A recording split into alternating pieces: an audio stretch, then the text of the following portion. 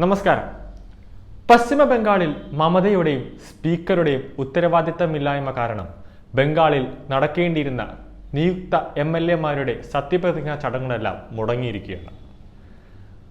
മമതയും സ്പീക്കറും തോന്നിയതുപോലെ പെരുമാറിയത് കൊണ്ടാണ് സത്യപ്രതിജ്ഞാ ചടങ്ങുകൾ മുടങ്ങിയത്. അതോടെ ഗവർണർ തിരക്കിട്ട് ഡൽഹിയിലേക്ക് പോവുകയും ചെയ്തു.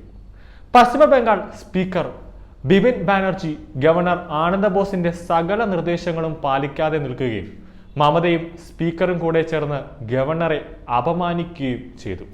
ഗവർണർ പല പ്രാവശ്യം വാർണിംഗ് നൽകുകയും ചെയ്തു. പക്ഷേ നിരുത്തരവാദമായ പെരുമാറ്റമായിരുന്നു സ്പീക്കറുടെ ഭാഗത്തു നിന്ന് ഉണ്ടായത്. അതോടൊപ്പം പദവിക്ക് നിരക്കാത്ത പ്രവൃത്തികൾ സ്പീക്കറുടെ ഭാഗത്തു നിന്നും ഉണ്ടായി എന്നത് വ്യക്തമാണ്. ഇതോടുകൂടിയാണ് MLA-മാരുടെ സത്യപ്രതിജ്ഞ നടക്കാതെ പോയത്. ഉപതെരഞ്ഞെടുപ്പിൽ ജയിച്ച നിയുക്ത MLA-മാരുടെ സത്യപ്രതിജ്ഞയിൽ നിന്ന് സ്പീക്കറെ ഒഴിവാക്കിയത് മമതാ സർക്കാരിന് കനത്ത തിരിച്ചടിയായി. ഉപതെരഞ്ഞെടുപ്പിൽ ജയിച്ച 2 തൃണമൂൽ MLA-മാർക്ക് ബുധനാഴ്ച ഉച്ചയ്ക്ക് 12:30-ക്കാണ് രാജ്ഭവനിലെത്തി സത്യപ്രതിജ്ഞ ചെയ്യാനുള്ള അനുമതി ഗവർണർ നൽകിയത്. സാധാരണഗതിയിൽ നിന്നും വ്യത്യസ്തമായിട്ടായിരുന്നു ഗവർണറുടെ നടപടി. സാധാരണ MLA-മാരുടെ സത്യപ്രതിജ്ഞാ ചടങ്ങുകൾ നടക്കുന്നത് നിയമസഭയിൽ വച്ചിട്ടാണ്.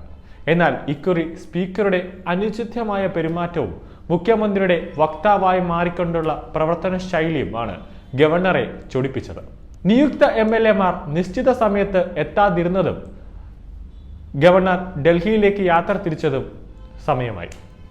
ഭരണഘടന അനുസരിച്ച് MLA-മാർ സത്യപ്രതിജ്ഞ നടത്തേണ്ടത് ആരുടെ മുന്നിലാണെന്ന് തീരുമാനിക്കേണ്ട പൂർണ്ണ ഉത്തരവാദിത്തം ഗവർണർക്കാണ്, അതാത് സംസ്ഥാനത്തെ ഗവർണർക്കാണ്.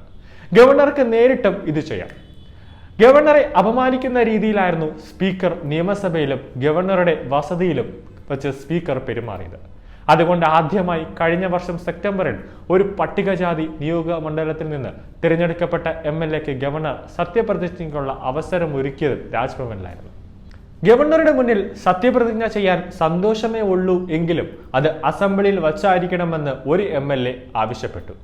അതേസമയം തീരുമാനം പുനഃപരിശോധിക്കാൻ ആവശ്യപ്പെട്ട തൃണമൂൽ കോൺഗ്രസ് രാജ്ഭവന് കത്ത് നൽകുകയും ചെയ്തു.